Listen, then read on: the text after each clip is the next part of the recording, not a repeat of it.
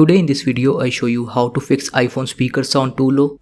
For this, the first thing you can do is check silent button on left side, and you can also adjust volume level by volume buttons. And if this not works for you, then open settings app. Scroll down to find accessibilities and open it.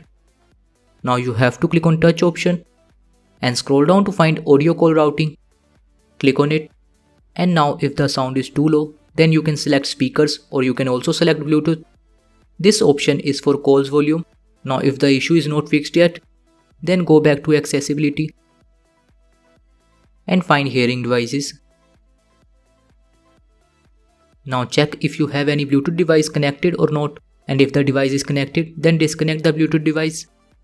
Now if the speaker sound is still low, then check your device at service center. So this is how you can fix speaker sound in iPhone. Thank you for watching this video. Please like this video and subscribe to my channel for more interesting videos like this.